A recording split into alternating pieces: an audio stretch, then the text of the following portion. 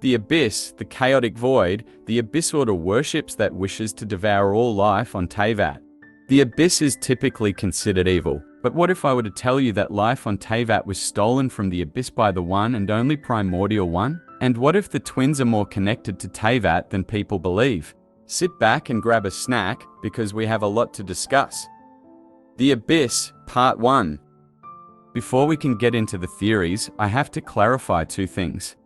1. I believe the abyss is the universe or heavily connected to it. The abyss looks very cosmic, and the word abyss originates from the Greek word which means unfathomably deep. The Hebrew translations of are Tehom, Tsula, and Rekeb, which are all related to the deep sea. In particular, the word Tehom refers to the deep, dark void the Spirit of God hovered over before he created the vault or firmament to separate the waters from the earth. The idea of primordial, cosmic waters is also a prevalent theme throughout many mythologies and theologies, and it lines up with things we have heard about the abyss in the game. The alchemist Rindotter's abyssal creations also came from universal darkness, so I believe it's very likely the abyss is the universe or chaos. And 2. I believe the true Primordial One predates the dragon sovereigns. According to Before Sun and Moon, the firmament had to be established before the creation of the world, and it could only get established after the Primordial One hatched from its egg. If the dragons existed before the separation of the universe and the world, they would have encountered what lies outside of the firmament, which I believe is the abyss, and gotten corrupted. If this is correct, it means there are either two primordial ones, there is another entity. That could have led to confusion on the identity of the Primordial One, or the true Primordial One left, then came back and reclaimed its land from the dragons. Now that I've clarified that, let's get into the theory. The Primordial Plan, Part 2. In 4.0, we learned plenty of new lore, but I'll primarily be covering the Primordial Sea and Alinus, a massive abyssal dragon Reindotter created and sent to the surface. For this theory, you need to know that Alinus was an unknown form that floated through cosmic darkness before Reindotter met him and gave him his body so he could live life. For reasons currently unknown, Fontanians can be dissolved into water by the Primordial Sea. When people get dissolved, their consciousness and the emotions they contain flow back to the Fountain of Lucine, which rests outside the Opera Epicals in Fontaine. These consciousness can eventually merge into one or more creatures, like how the women Vature dissolved, came together and formed an Oceanid.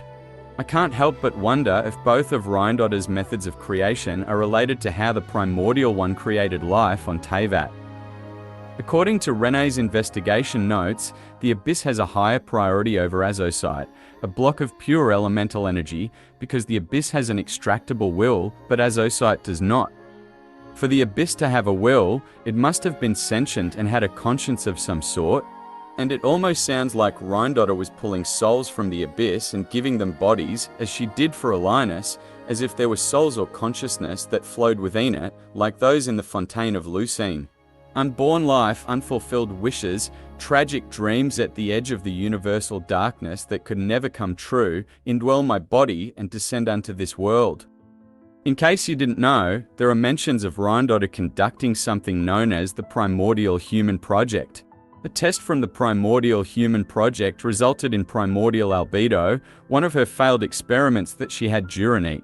The point is that I don't doubt for a second that Reindotter's Primordial Human Project is related to her creations like Alinus, and if the name is to be acknowledged literally, Reindotter is attempting to recreate the first humans. In other words, she's trying to replicate what the Primordial One did. So if Reindotter is pulling souls from the Abyss and giving them bodies in an attempt to recreate the first humans, the Primordial One presumably did the same thing. It found people's souls flowing through the universe, the Abyss, and gave them bodies, creating humans. The records of unknown attribution also support this idea. According to the records, the realm of the Canrians, the Void Realm or Abyss, is actually the homeland of all humans. The realm does not just belong to those of the blood of Cainria, but it is the homeland of all human beings. Holding fast to this maxim, my ancestor Hedura couldn't bear to see our people meet such a tragic end, and yet their dedication was rewarded with an unjust punishment. The Primordial One taking souls from the Abyss would also still line up with humans being significant to the Primordial One, since Reindotter talks about her creations as if they were sad and lonely before she made them. Alinus, Reindotter's creation, agrees with this, saying before Reindotter created him, he floated through cosmic darkness where he was cold and lonely. The idea of the Primordial One taking souls from the Abyss would also have a bit of biblical standing, which Genshin takes much of its Genesis inspiration from.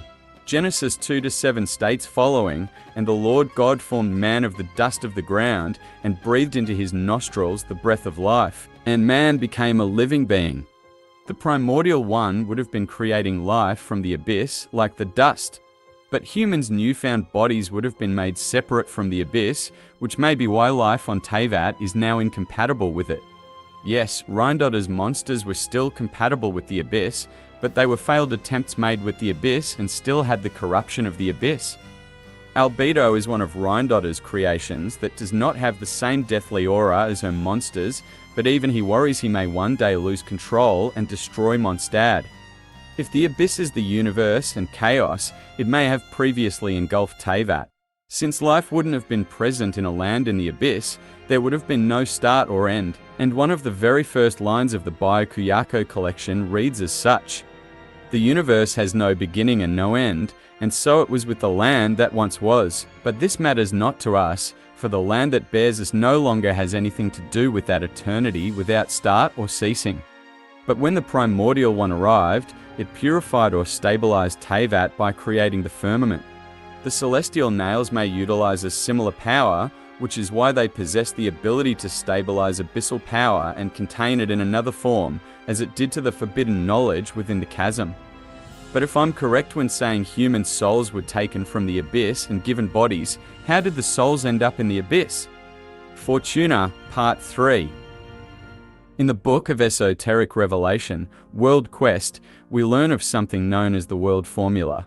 The World Formula were a set of calculations conducted to prophesize Fortuna, the fate of civilizations being destroyed and reborn. But we can focus on a page to mentally or physically travel to the memories of Rene, the researcher, and see glimpses of the results of the World Formula. In these glimpses was a prophesied future where the world was engulfed by the Abyss, where neither mint nor sweet flower would grow. But according to the World Formula, the world will not reset after it meets that end. Rene wished to avoid this future, and his original solution was utilizing abyssal power, but I won't be going into depth on that. However, Rene must have learned a way to save the people, since he speaks of Fontainians being able to survive the crisis by shedding their physical forms. To do so, Rene rediscovered himself through water and was reborn through water. This rediscovery through water is likely connected to Fontainians dissolving and flowing back to the Fountain of Lucine and the prophecy of everyone in Fontaine getting dissolved by water. But what I'd like to talk about now is how the twins are related to the world-ending prophecy.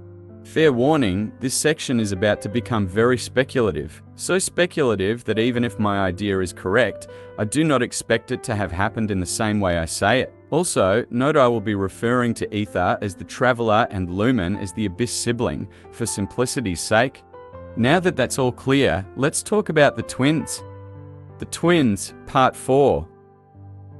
What if the sages of Kenraya had also learned of the prophesied destruction and chose to introduce their own outside variables that were not bound to the system?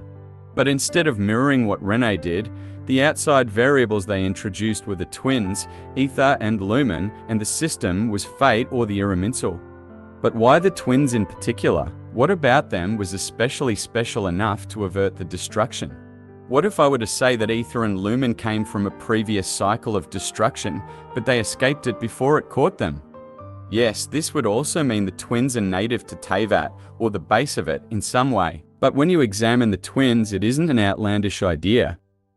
Despite apparently being alien to Teyvat, the twins have many connections. According to Ether, the 7 elements of Teyvat make up his original power. He can canonically get resin to claim things from domains. He can also connect to Iriminsel, the tree of the world, without trying to. He can utilize teleport waypoints, an ancient device that almost nobody else knows how to use, and his fate is connected to Teyvat, as shown by them not having a constellation before interacting with the statue of the Seven in Mondstadt. Aether's character story also foretells his ascension to the seat of God, something related to Teyvat.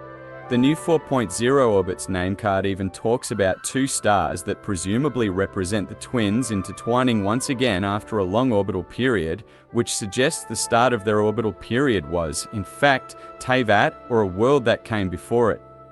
O Almighty Sovereign, the Universitas Magistrorum has provided the predictions you requested. The two stars have been captured by the world's gravity. After a lengthy orbital period, today their paths shall intertwine once more. And according to Lumen's namecard, their homeland had been destroyed. Your homeland has been destroyed, all of the architectures have reduced to dust. You are originally the one that should own your world and embrace the people within. But the last descendant of the subjugated civilization, please do not lament the lost moments. So what if the sages of Kenrya learned of the twins' royal origins rooted in a world before Teyvat that met the same fate Teyvat will? After learning of their existence, the sages of Kenrya may have decided to summon them back to learn from them. After all, Aether and Lumen were the only people from their civilization to survive the destruction, and Scaramouch to say the sibling only went to Kenrya because the heavens responded to the summoning. The twins' summoning may be what Piero wanted to stop the sages from doing, but failed. He knew that summoning outside powers would pull back the veil of sin, ushering in divine punishment, but the sages wanted to avert the crisis by any means necessary. Holding fast to this maxim, my ancestor Hedura couldn't bear to see our people meet such a tragic end, and yet their dedication was rewarded with an unjust punishment, their reputation impugned and legacy stigmatized. After all, Kenrya was in an active war against the Abyss prior to the Cataclysm. But perhaps summoning the twins is what would eventually lead to the world's destruction. Perhaps the same fate the Traveler's civilization met has been following them.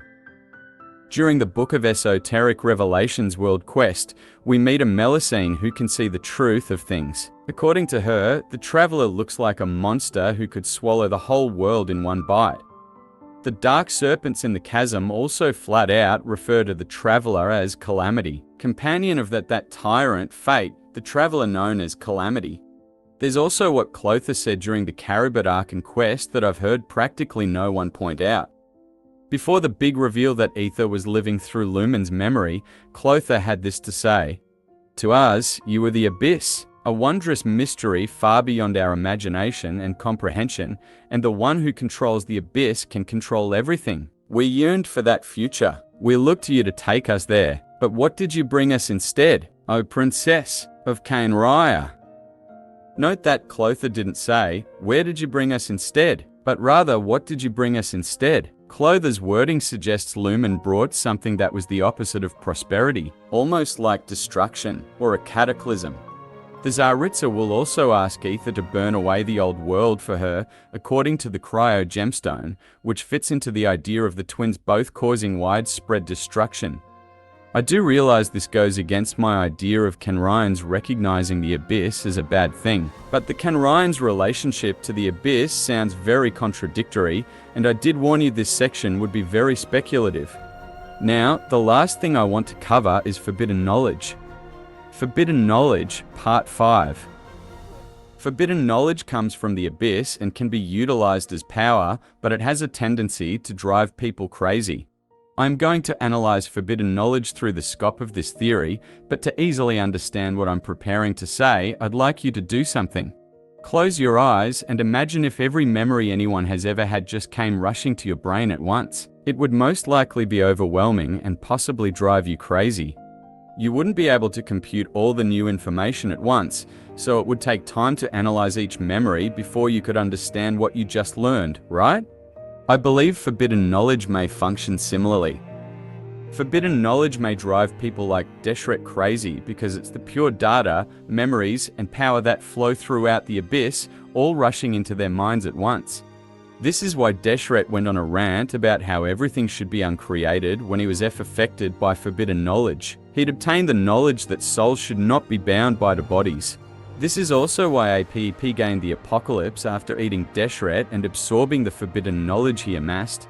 After APP used its strength to not go insane from the initial flow of information, it had no energy left to analyze the forbidden knowledge for use. So all it did to APP was leave behind nonsensical, deathly data that slowly ate away at it while driving it crazy.